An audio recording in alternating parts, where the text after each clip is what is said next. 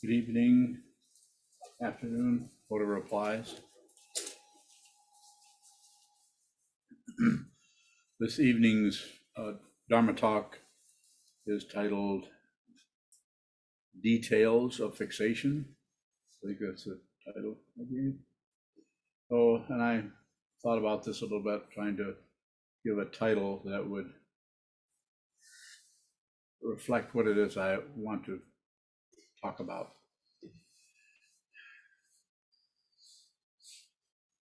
But today, earlier, I don't know when it was, but earlier I used an example using my hands. Let's say the fixation is like, I'll hold this so if the cups are like this, the fixation that we have in our minds with our, whatever it is, passion, aggression, ignorance, and all the variables that come along, jealousy, pride,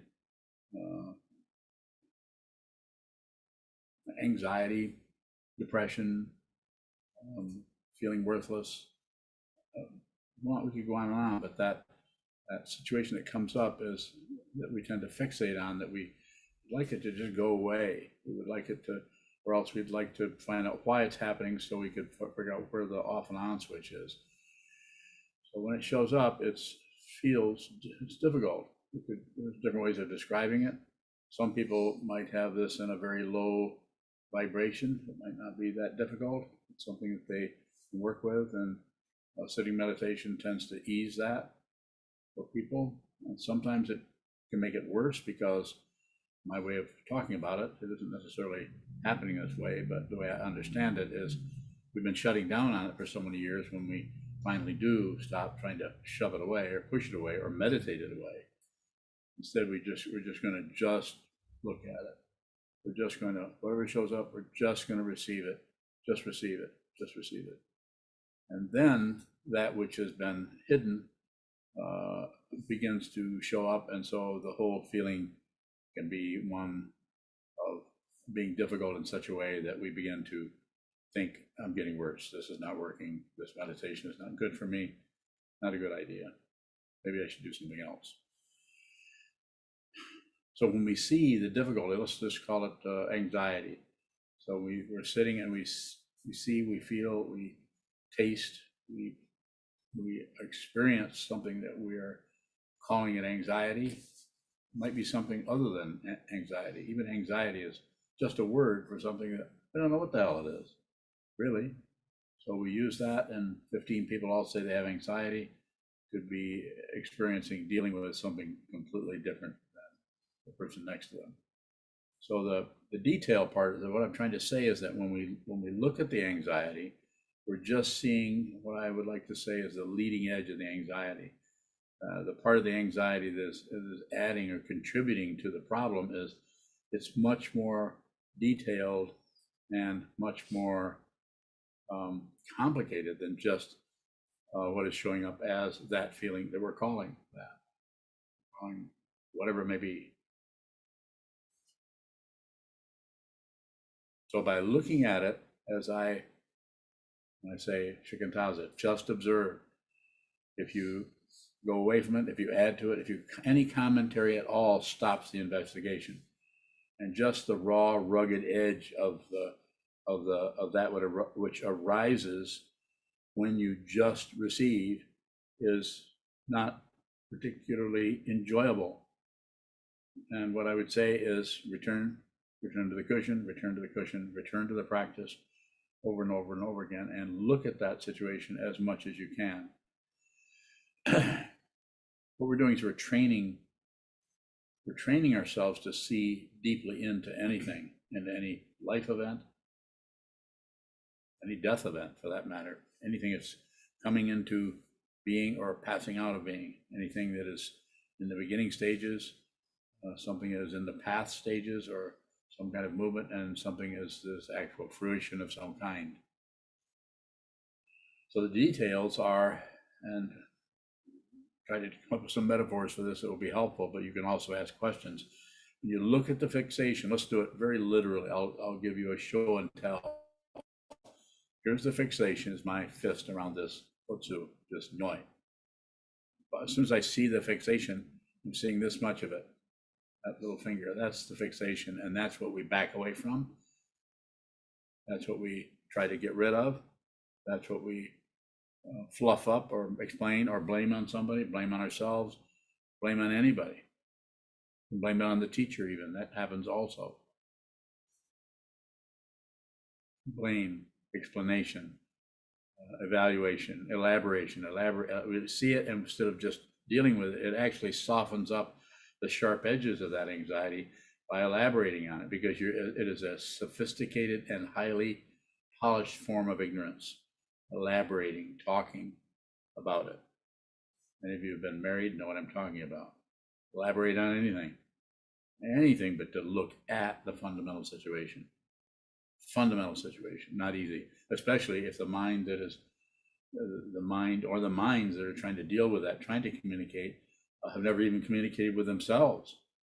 So therefore, anytime they try to communicate with someone else, it's clouded by the lack of clarity about who's doing the talking in the first place.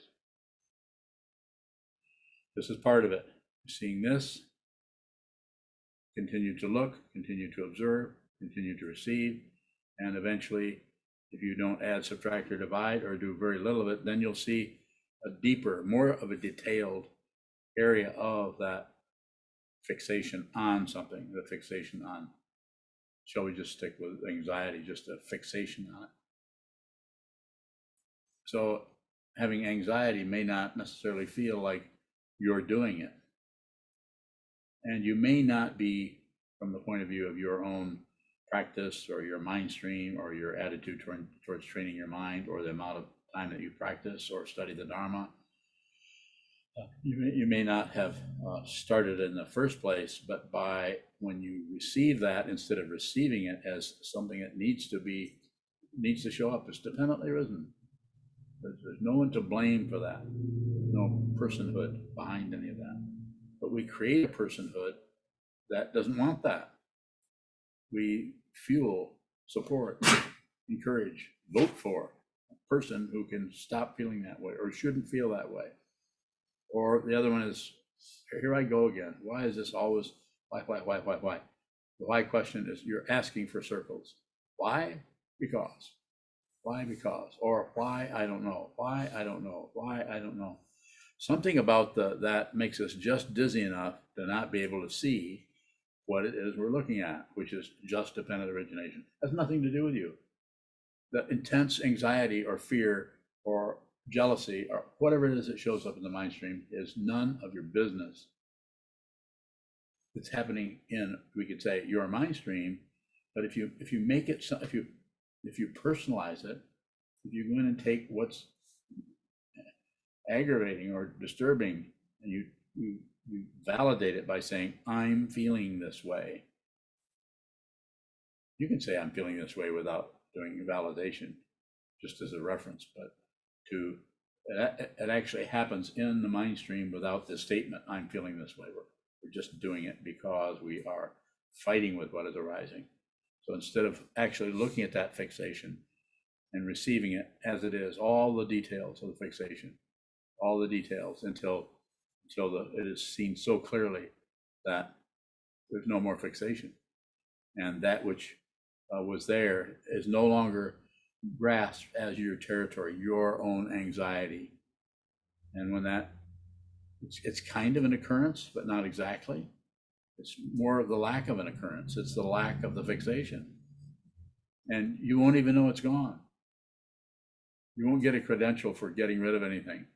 You just have stopped feeding it, giving it the nutrition of passion, aggression, or ignorance. Very simple story, a very simple way of talking about it.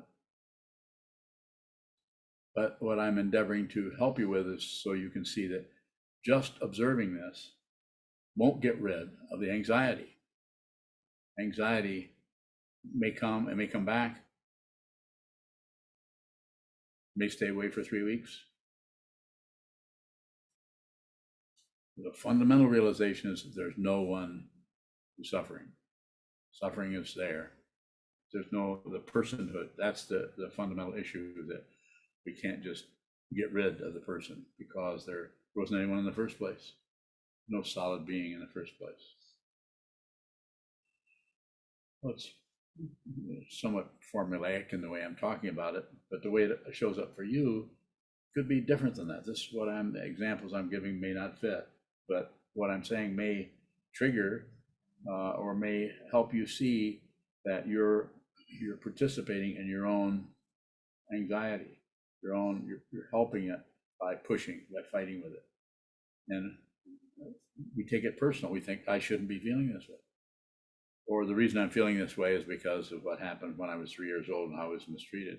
And that's very possible that that's valid. And if you go in that route, then you have to deal with it in the relative world. It doesn't abandon the spiritual path, but it doesn't consider it. It doesn't consider that there's a way to transcend the very warfare that we're dealing with. So we may not, in our world, we quite often want to punish the person who did that. It's not that doesn't seem valid, but it's just circular. It just brings about more and more chaos down the road. This doesn't mean you have to forgive anybody. Don't forgive anybody. You could stop blaming them, that might help. But don't blame them, and you don't have to forgive them. This doesn't mean you take your eyes off from something that is where someone has gotten confused about the nature of their being in relationship to someone else and abuses someone. But always be aware of that. But how you work with that isn't to go back and do the same thing to them that they may have done to someone else. It would be situational. It'd be different within every situation. The most important thing there is a lot of sunlight.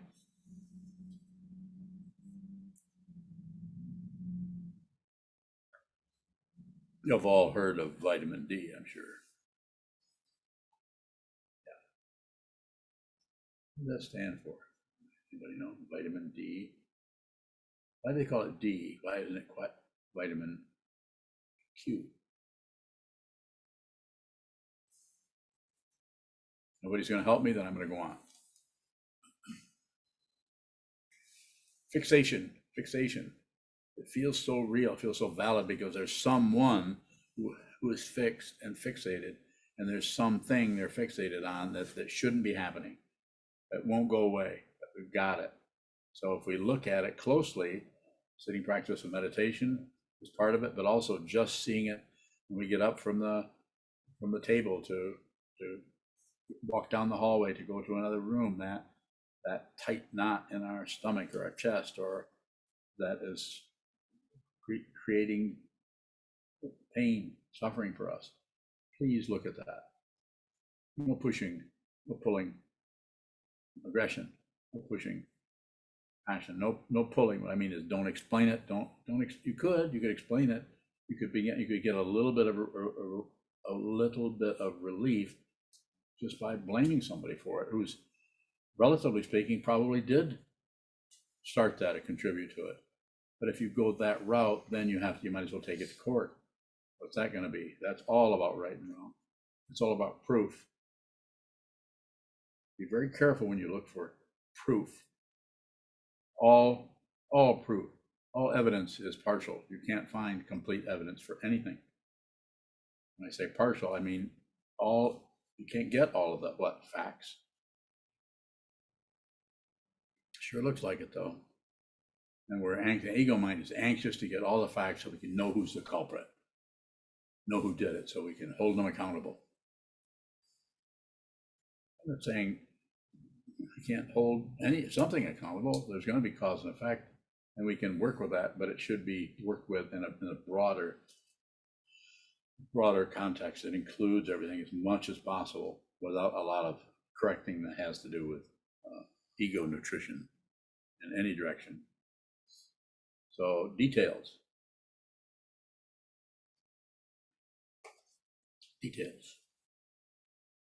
very, very precise details. They get more and more precise the more you just observe.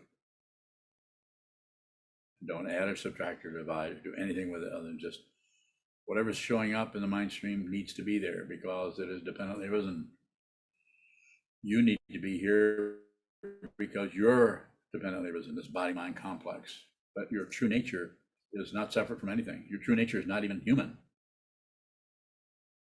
It shows up in this form, because it always finds whatever form it needs. And when I say it, what it needs, again, back to dependent origination.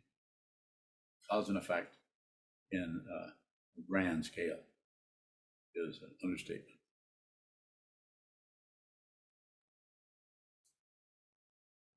Any questions yet? Questions? Oh, no. Divine, what would be an example of a detail? I was thinking about that earlier, and could be lots of, it could be deeper levels of the same thing, of the anxiety. It might be, say, if we're using that, it might be if it were something that had a lot of story to it, like the anxiety might not have, the depression might not have, but just looking at the repetition of that awareness begins to, it's like looking at a dark corner, and then you can continue to look in the dark corner, look in the dark corner, return to it, return to it, return to that over and over again until you see what that is.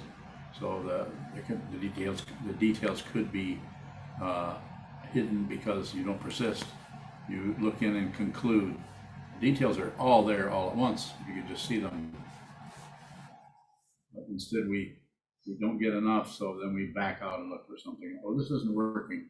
It's a common thing that we say to ourselves, is we need to do something else. In the example of something that actually occurred to someone, like some kind of trauma in early life or in later life, looking at the details of that rather than immediately getting that first the first detail is I was abused when I was 4 years old. That's the whole memory of that. A lot more to it than that. I'm not saying that you're going to go in and find a detail, a third one down the line that shows that you did something that caused that person to abuse you. I'm not talking about that kind of detail. I'm not talking about a courtroom. I'm talking about details that are just deeper levels of understanding the same situation. Just a way of talking about it. I'm saying it this way so that I can encourage you to not only ask questions like you're doing, but also say it takes a while. You have to stay with it. You have to have a willingness to, whatever arises, just observe it. Whatever arises is totally appropriate. There's nothing wrong with anything that occurs because it's dependent. There isn't. But if we think something's wrong, something shouldn't have happened, it's not that relatively, of course it shouldn't have. They shouldn't have abused us. But that's not where we're at. We're at the leading edge of dependent origination, which is happening right now.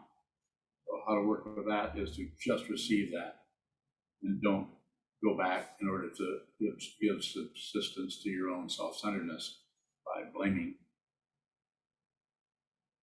More?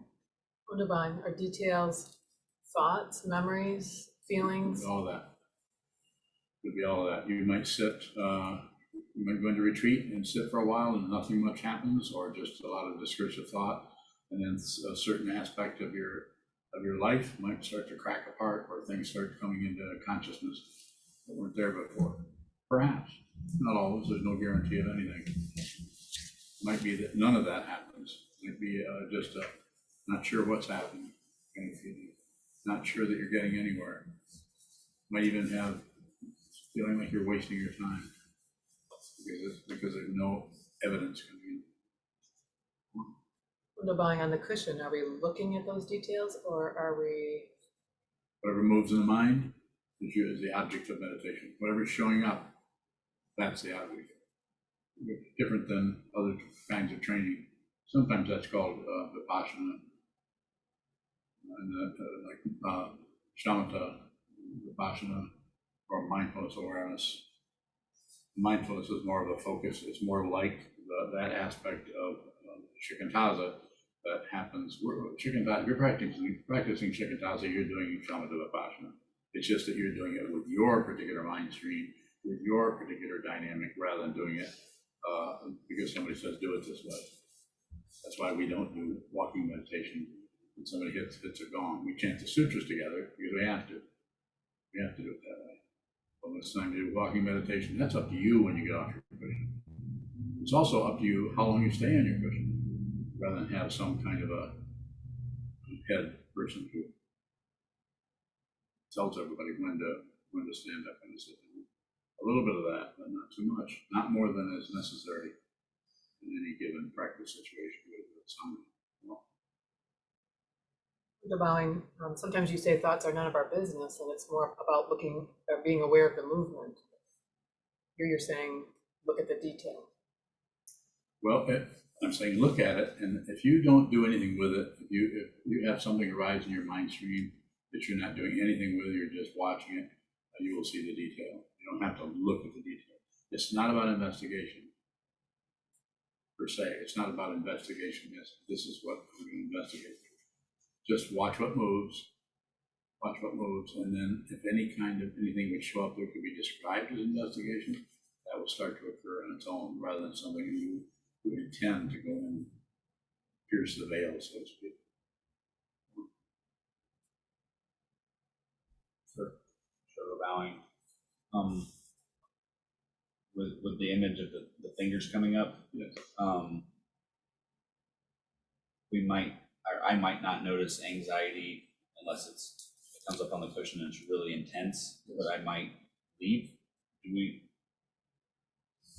For the finger to come up, do we have to sit with it in its intensity? No. Don't maintain anything. It's always about intention. At some point, if you just intend, when it is time, put it bluntly, you will begin to see the whole situation. Don't maintain it as if it's some kind of project where you're trying to get somewhere. There are forms of meditation that are taught that way. Koan practice is quite often about pushing, or develop a big doubt. It's another Zen comes out past deliberately doubts. Sure. So are we still working with anxiety when we're not seeing anxiety? Probably.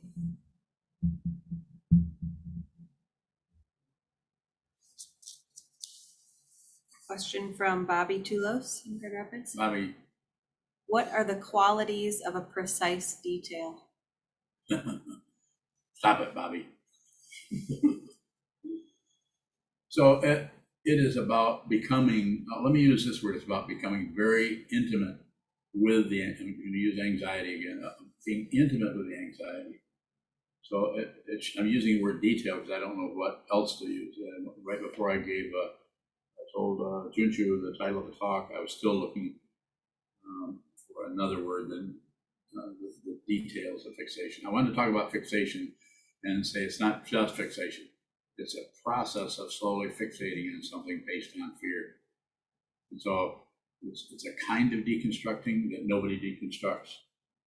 It's a kind of deconstructing that just through the sheer force of awareness, the sheer force of the light of knowing, of seeing, of you're not approving of it, you're not disapproving, but you're certainly not looking away. The sheer force of that operates in a way that it's like it's not even separate from it.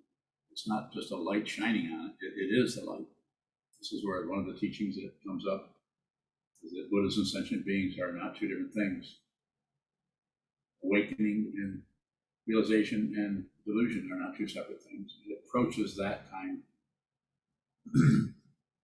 It approaches that by using what I'm saying, look at the details, eventually the details, the one who's looking at details and what the details are about, stop being separate from each other. That's not something you can create. It's not something you can churn up or graduate to. It's just something you just stop covering up your true nature. And you see that everything is completely perfect as it is. At the same time, the ego over here and the ego over there jabbering about, oh, you can't let that happen. This has to be dealt with. You need to. You may need to do something, but not in the extreme that quite often it is promoted by materialism. So, Bobby, the details in your mind, the different aspects of the fixation, of the anxiety, or of the the frustration or fear, the different ways that shows up. You can do the idea here of saying, look at the details, isn't so much that it's going to be the kind of detail that would show up in, like in a painting, the details of the painting.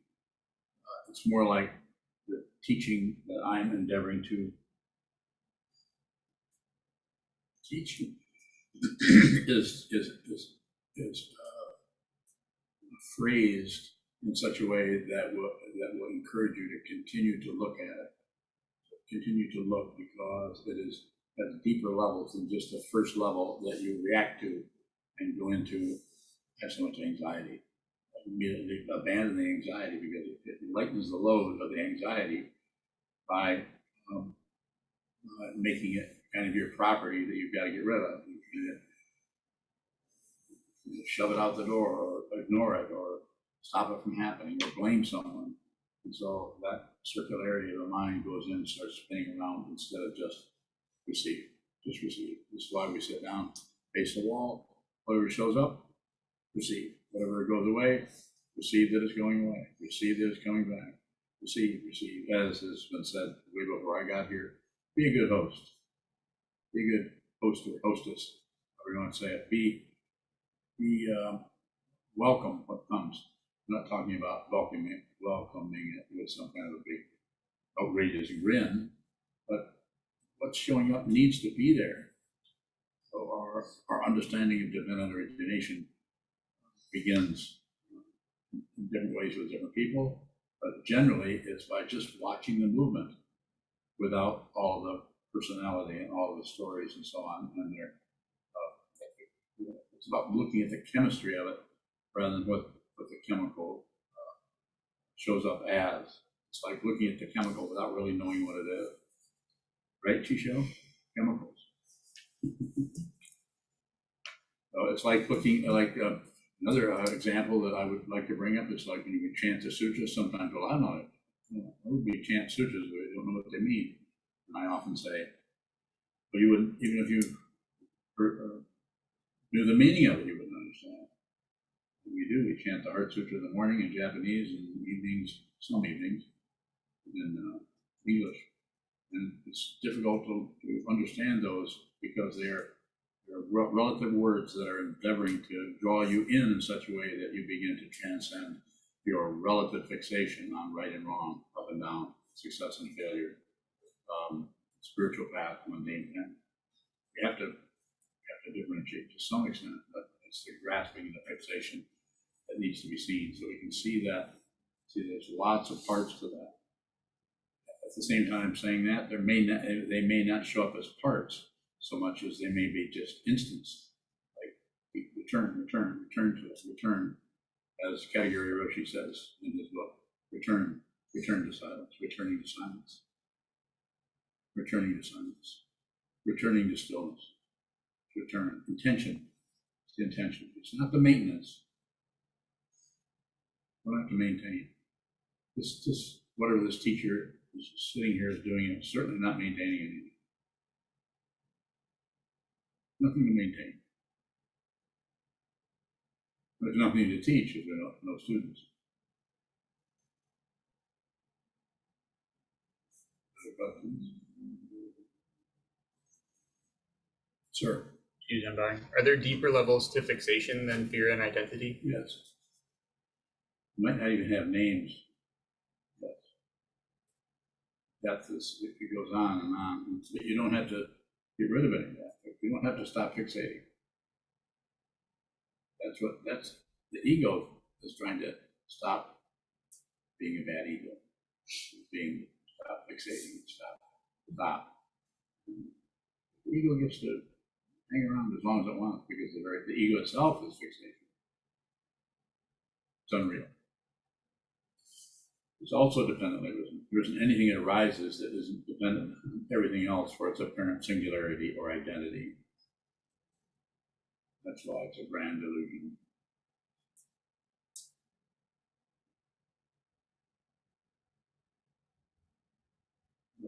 Divine, what would be an example of a deeper level beyond the emotion and the identity? lots of space. Lots of space that the ego doesn't want to look at that because just all the reference points are gone, and it feels it can be. I'm not saying everyone is going to be terrified, but there can be a lot of anxiety or fear over just slowly losing your reference points, losing your conventional understanding of right and wrong. All that starts to crack and come apart.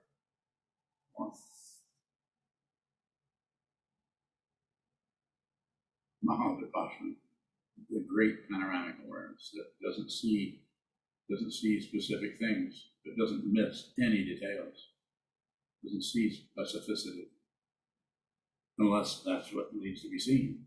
But it's always situational. In other words, it's always the situation, it's always dependent origination without personhood. And that when one functions that way, one doesn't particularly feel like anything at all. You don't particularly feel like you were a special person who didn't fixate. You might enjoy watching fixation. You might enjoy a lot of things.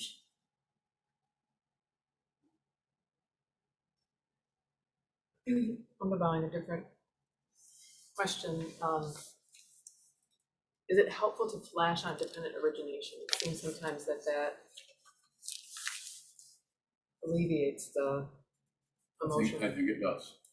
In other words, flash on the concept of everything is dependent. There isn't nothing comes from its own side as an individual being, yourself, or object. Is that what you're saying? Yeah.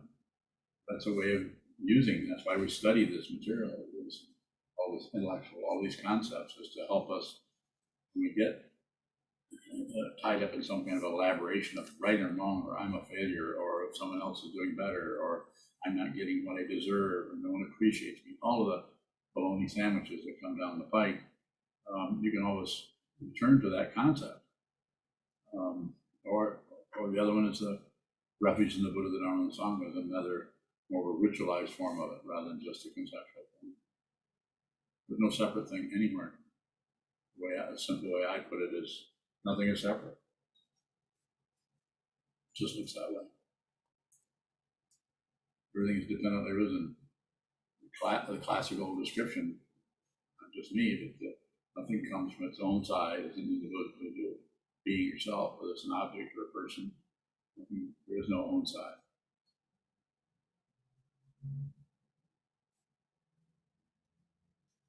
What about when we're overwhelmed with an emotion? Lost my train of thought. You were on a train, and it was thought, and you lost it. So where did you lose it at?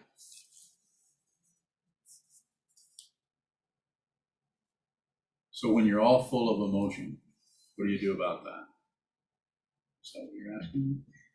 What about how do you take refuge? How is taking refuge? Just repeat it. It's just a simple kind of a almost mindless kind of formula. I take refuge. I return to the Buddha. I return to the example of the enlightened one, of someone who is not nuts, simply put, not a god. Someone who is not at war with anything, would never go to war against or for anything. And I take refuge in the teaching of dependent origination, of whichever aspect of it you wanted to look at, seeing that there are no separate things anyway, as a concept, and as the teaching of the Buddha, put in a simplistic way, and the community. Return to, I'm sure those of you who have been studying this and are in this community, even the close community in the monastery, or the community that shows up on Zoom these days, now that we have this technology, you notice it's much different to talk with people who are training their minds. They might not be fully enlightened. It's much different to talk with people who are working with training their minds than it is to talk with people who have no mind training. I don't care how high they're, how intelligent they are. Sometimes it's even worse to meet someone who's extremely intelligent and has spent no time working with their self-centeredness of the ego. It'd be quite uncomfortable. More? Is endeavoring to have a willingness to fixate extra? Paraphrase that. And don't get smart with me. Can it be helpful to try to just have a willingness to be fixated? Maybe, but it's more like just look at the fixation. Anything that you're dwelling on, anything that keeps pulling you into its Venus flytrap, just look at that and realize that it's not something else. It's not something else that's trapped. It's your mind stream that's doing it. And that's way, then that way you can see the detail. You might see even how it's originated. You might be able to go back and see the depth of that, perhaps. Fundamental understanding is there's no one having that experience. That is none of your business, or it's impersonal. It's just even the most intense personal feeling from the point of view of ultimate reality is beyond personhood. People kill themselves. They kill other people out of these intense feelings and emotions, jealousy that they feel. It's almost like they'd rather be somebody who's a terrible person rather than be not have any idea who they are, be lost. As long as there's that feeling, then there's work to be done. What is the quality of otherness if it's just the mind stream that is fixation? We think it is other.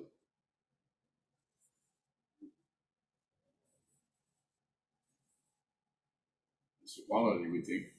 It's not just doesn't look like something else, but it is. It's real.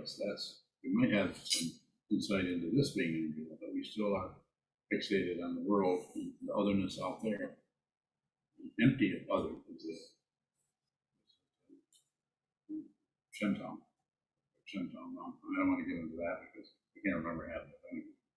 But empty of self is the first emptiness, and empty of other is the singular. It isn't anything else. We're just Buddha. We're just awake. Just awake. Nothing sleeps anymore. It's just a statement I'm making that I have no backup for. You can't prove it. You can try to prove it. Somebody said, prove that. I would say, I just did.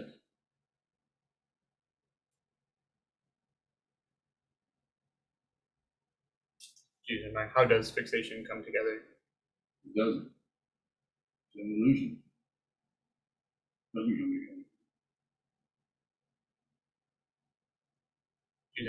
I think you said something along the lines of you may see, these weren't your words, but the way fixation comes together was how I took it. I lied.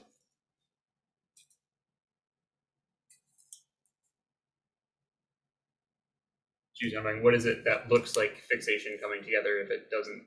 It's an illusion. The whole thing, the whole shebang is unreal. The whole thing is unreal. Nothing occurs.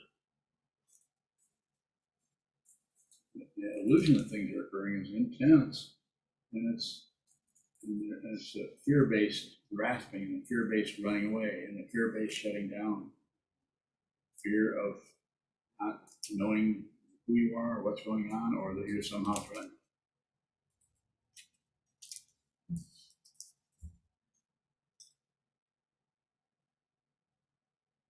I'm smiling. Does that mean you understood what I said? If you did, I'd like you to explain it to me. Any questions on Zoom? Augie. What, Augie? Be bowing. Would an example of an initial detail be possibly like a sensation and like a tension in my shoulders? Bowing. Totally. It could be feeling. Thank you. It could be showing up in the body. We talked recently. I was talking. I don't know if you were there. Talked about something in the kriyas or movements of the body. And I might not don't have a lot of knowledge about this, but I've run into this with some students that have spontaneous movements.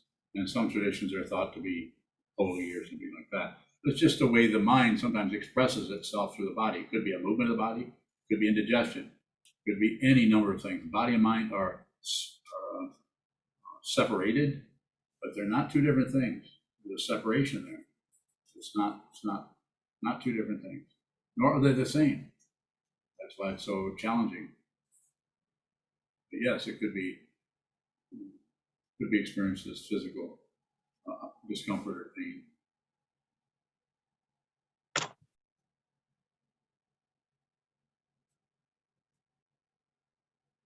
Can't hear you, Augie. Wait a minute, just go back and shut it off. See if I can read your lips. Just for the hell of it. No, don't do that. I keep bowing. I was thinking my stomach too.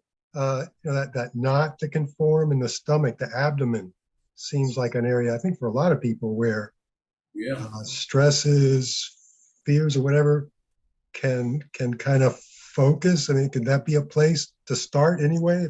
Looking for a place to start, bowing? But for details, just look at that. Just look at that. Just receive whatever's showing up. Just receive it, rather than abandoning that or leaving it for some kind of conclusion about it or some kind of solution. This doesn't mean you shouldn't go to a doctor, but you'll know when it's connected with, as a meditator, you'll know when that's an aspect of your practice rather than something that is you might need to go to a doctor for.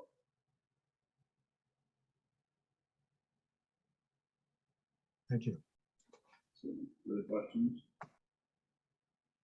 So what I'm encouraging you by this way of talking about this, the details of fixation, is to get you to look at the fixation for as much as possible without trying to get rid of it, without explaining it or blaming, even though it might be obvious.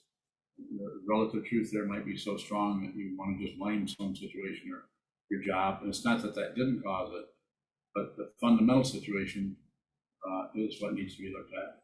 So look at the fixation, look at the distress with no comment, no elaboration.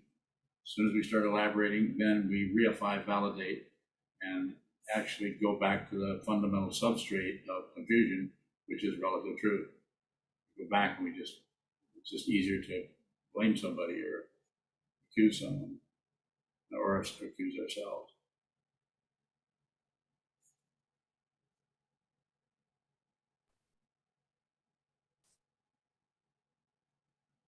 Go ahead, Augie. Augie bowing. When I saw the title at first, I thought of obsession. I thought, what is a fixation? And I jumped to obsession. Is that essentially the same or similar, bowing? I think it is. Obsession, we're obsessed with some particular emotion or feeling, even though the attribution might go to something that's causing it rather than the situation that we're experiencing. It's our feelings, it's our emotion that is triggered by maybe an event, or it might show up, there's nothing more than you just wake up in the morning and feel down, feel miserable, I feel like life isn't worth living and all that. Look at it. If you can, look at that. If you're once you have some kind of understanding what this is, you'll just see it. You won't necessarily start to feel better, but your understanding will transcend any kind of attachment to feeling. We're so attached to feeling good, we're addicted to it. I feel good. We're addicted to not feeling bad. Mm-hmm. We want to use those kinds of words. But we're humans. Our consciousness has been downloaded into this human form, and for whatever length of time, we're functioning as human beings. And we've met the Buddha's Dharma, which is basically train your mind. See the truth yourself rather than believe something. We're tempting to just believe things.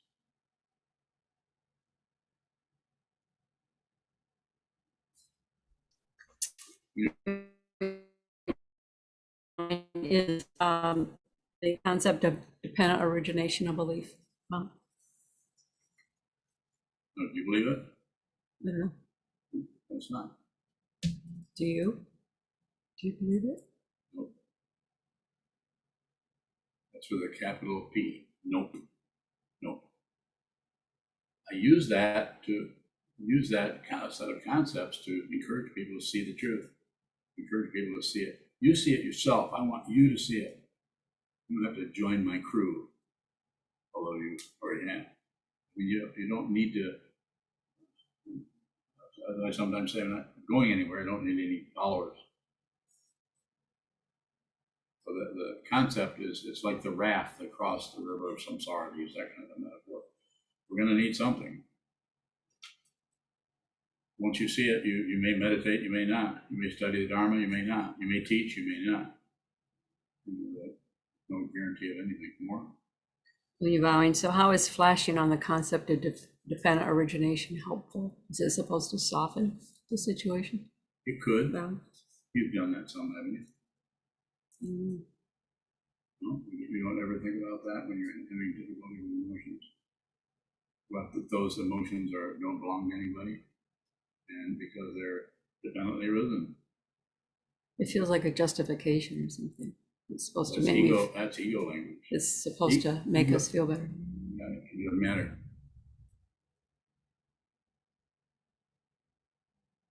It's second thought about that. That feels like a justification. Ego will do anything to perpetuate its knowing stuff. It feels like a justification. You're taking the teachings of the Buddha and saying, if I think about the teachings of the Buddha, that's kind of a justification. Relatively, that would be true. But we can just talk ourselves out of the spiritual path altogether. There's plenty of people, probably your parents, who would love to do that. People have no idea what you're doing. What are you doing this for? I used to sit around and look at a wall. What is this crazy cult you belong to from 2,500 years ago? 2,500-year-old cult? More? Not right now. Thank you. The question that we should go further. I wish anything. Other questions?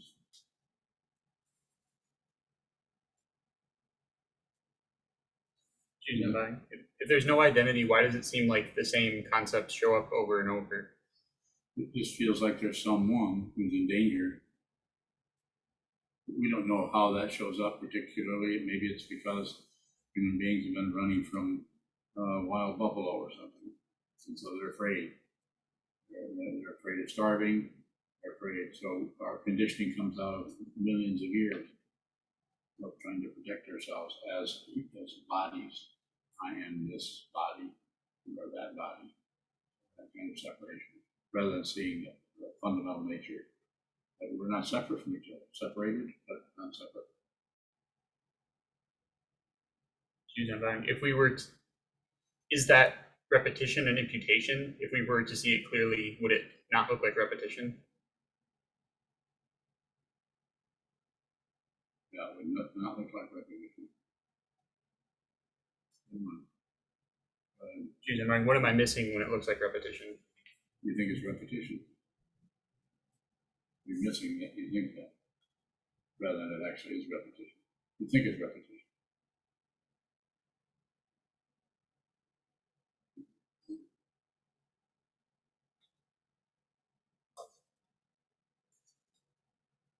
Junshi bowing, what would it look like if you see repetition clearly? Nothing happens.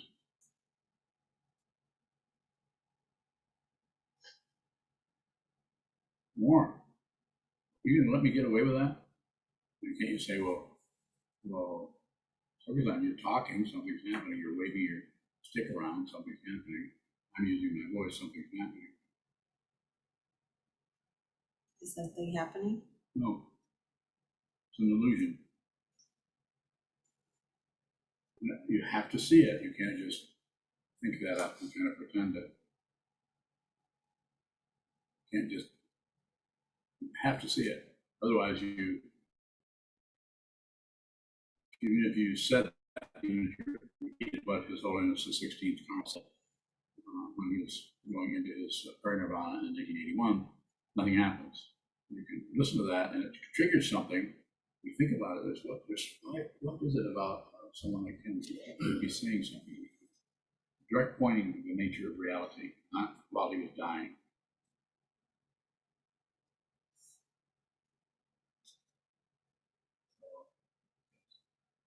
Mr. Bowing, I think earlier you said you wouldn't see anything specific, but you would see all the details, or you wouldn't miss all of the details. You wouldn't miss things. Wouldn't miss much. When you're seeing all of the details, does everything look unique? Yes. Yes. What looks Unique. unique? You're asking about the squirrels. How to catch a squirrel? Unique up on them. Is that where you're going with that?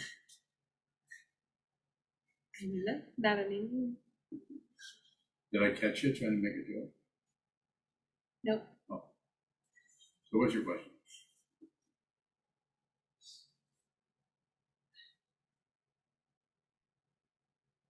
If things look unique, how can nothing be happening? So it's an illusion that things are happening. It's an incredibly vivid one. And it's propelled and fueled by our attachment to this human form. But this human form is, we are not that we are showing up as this, but we are not fundamentally this. Relatively, we're human beings, but ultimately we're not human.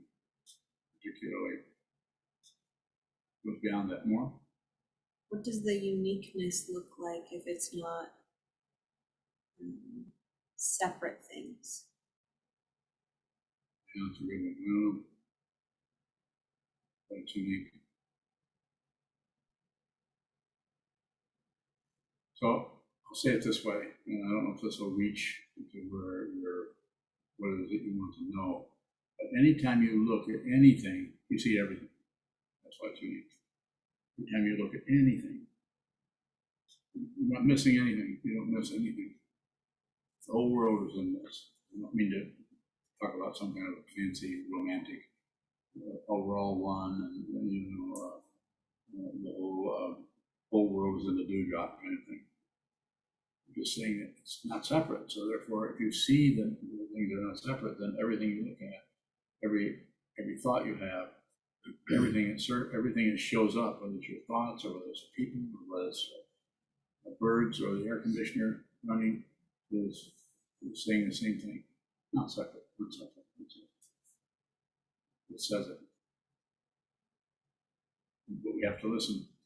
We have to receive. You have to listen and receive it. It looks like I'm taking you out on a limb. I am.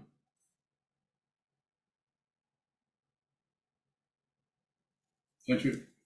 Since you going, when you just said that when you look at anything, you see everything. What do you mean by everything? Nothing's left out because it's not separate. So if you look at any one thing, it's not separate from anything. So Shibai, what does seeing everything, what is the experience of that? It's like no experience. It's not. It's like I'm looking at you, and it's an experience, but it's also just receiving whatever shows up. It's difficult to go into concepts and continue to go deeper when, if you want depth in that area, find it yourself. Don't give up. Return to the wall. Return to the Buddha, the Dharma, and the Sangha. If you're a monk, use that structure to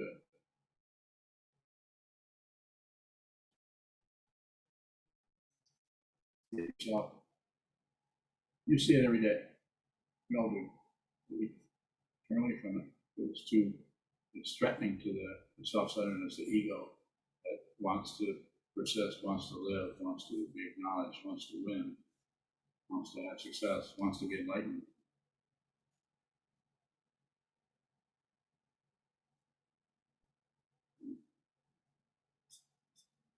Sokuzan, is labeling an emotion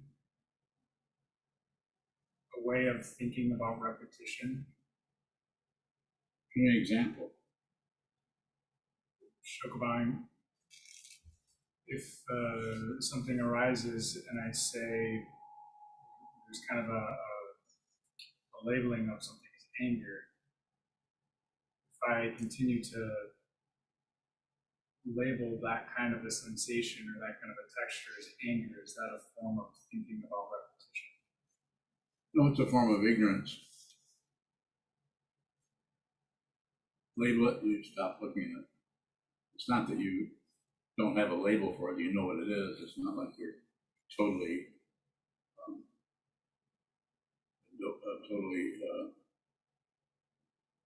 don't see the situation as it is, along with the name, but to emphasize the label or the naming of anything tends to cover up what it is. Give it a reference point. Is that what you're asking me about?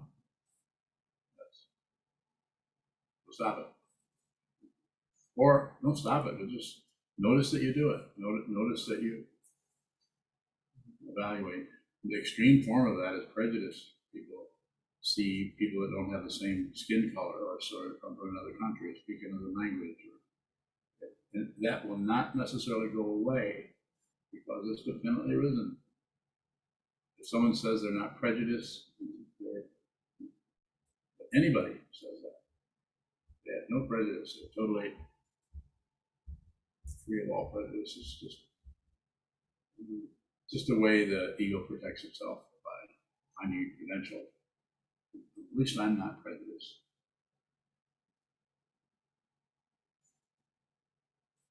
So allowing, if we're seeing something that looks like repetition come up, are we missing the uniqueness in the situations? example, I think it's similar to what Shoka's asking. Like if I have anxiety come up and I keep leaving that for because of this, is there something unique about the anxiety that would make it not seem like it's the same thing happening over and over again if I were to just look at it?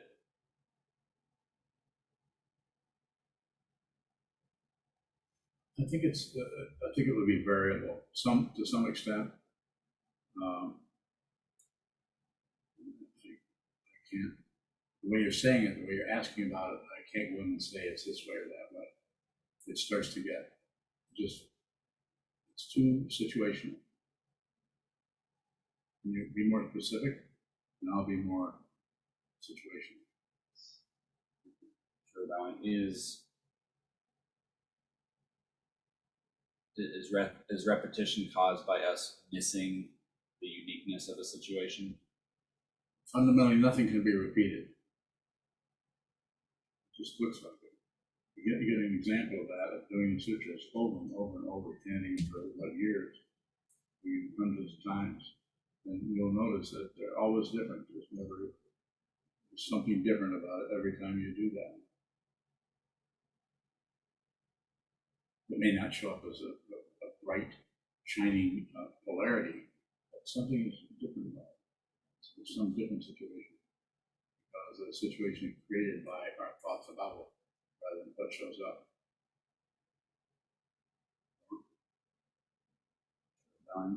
It's not a clear question yet, but I'm really curious about how. Is that why you had that grimace on your face? One other things. Yeah, so just prior to the grimace, put that into words rather than a grimace, because the grimace actually stopped you from saying what we're about to say. Sometimes pronounced grimace. Is that Italian for grimace?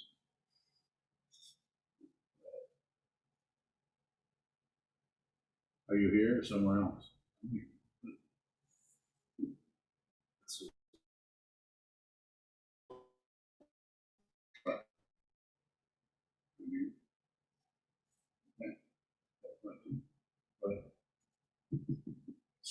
thought I was gonna say. You can't ask a question.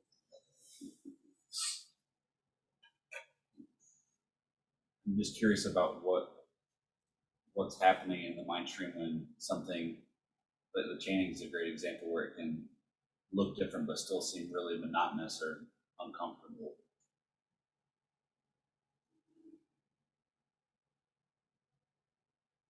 Well, simply put, it's just monotonous or uncomfortable or boring or something like just the addiction to entertainment, to something changing and being different. So you want something else. It's the second level truth, basically, in a certain kind of form. We don't like boredom. We don't want that same thing, apparent repetition. So we want something new, better, improved.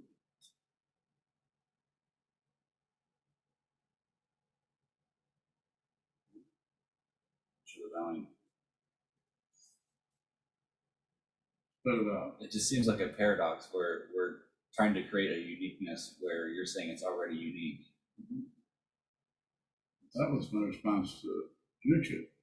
Yeah. I'm going to say that to you. Welcome. Yes. A question from Spool String in the UK. Spool String. Spool String, I want to see a picture of you. You need to come on here somewhere so I can see you. No Spool String here. Nope. Go ahead, Spool String.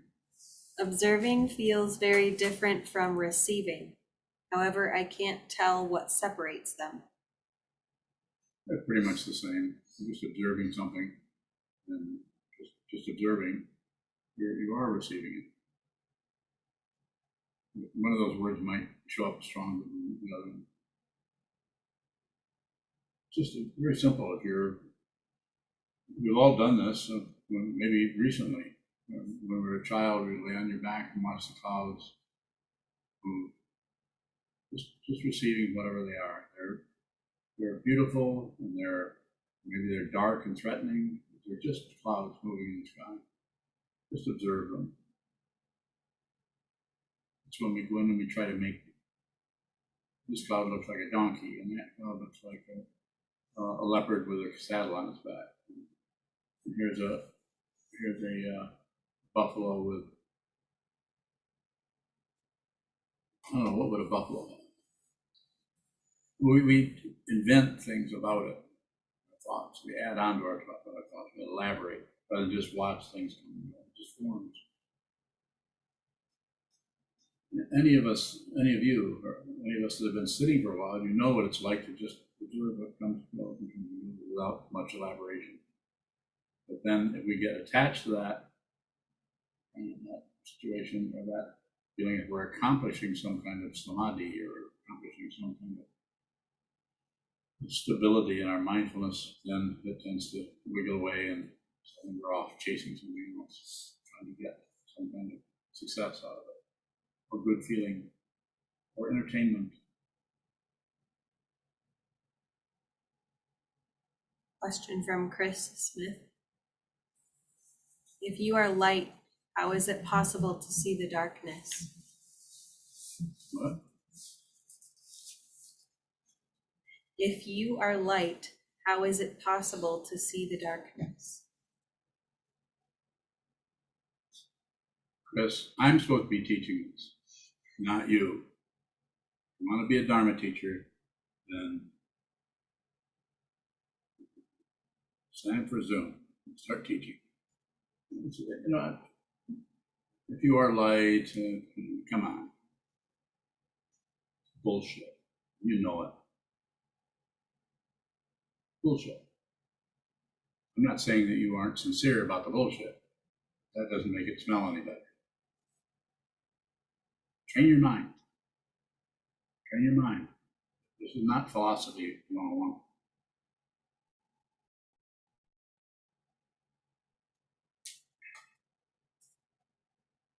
I think I hurt his feelings.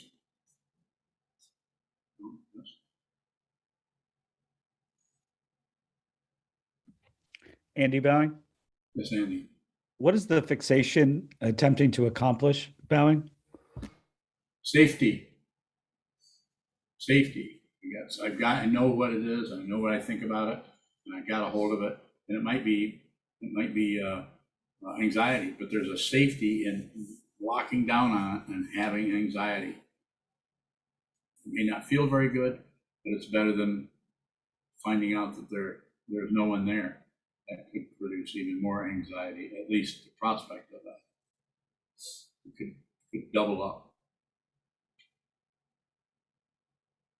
So it's about feeling safe, feeling protected. I'm not saying it couldn't be other things also, but that would be a fundamental way of looking at it. It's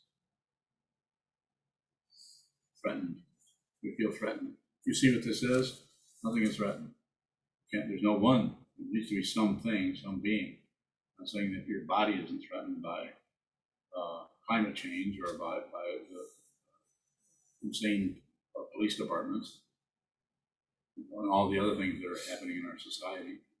Of course, the body is, but who you actually are is not threatened. Can't threaten that.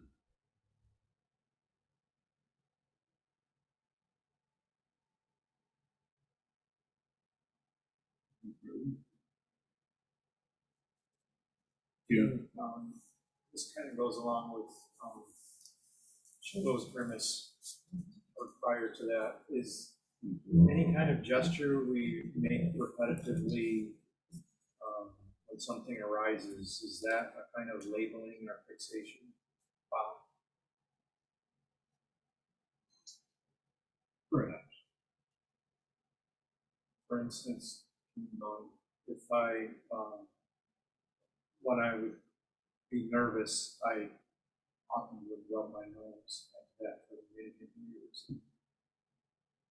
Is that a type of covering up my? Interesting. Yeah, I see what you're asking now. Yes, could be those kinds of things could show up. I have a friend, he's still alive. I think he's a couple of weeks older than me. And he would, when he would start to express something, he would rub his knees like that. Well, what I've been thinking is we should do this.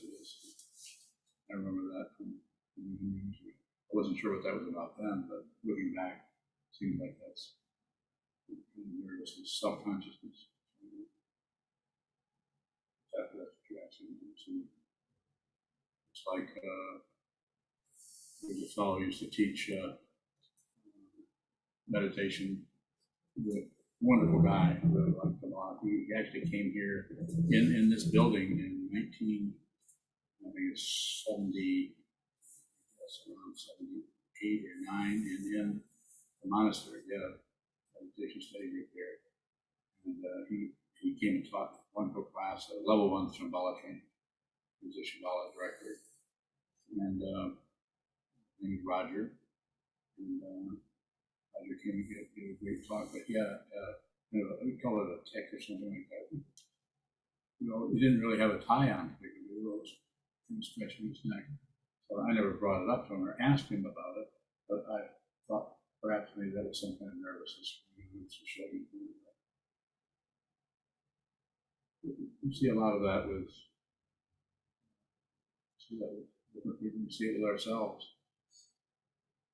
Clearing our throat, and then clear your throat first before you say something. Next, clear my throat while I'm saying something. But it's not necessarily something to correct or something is wrong. It's bad.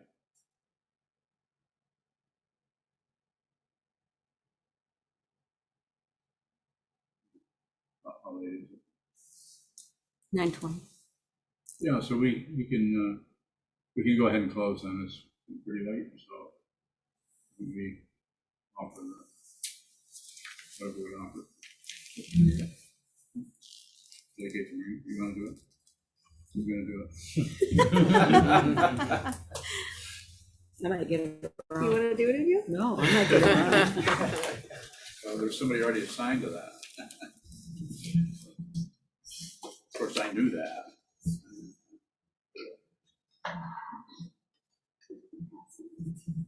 in a fast way. May the merit of this penetrate into all places, so that we and every sentient being together can realize the Buddha's way. Jiho san shi shi ku, shi son bu sa mo sa, moko ho ja ho ro mi. The 10 directions, the 3 worlds, all Buddhas, all venerable ones, Bodhisattvas, Mahasattvas, the great Prajna Paramita.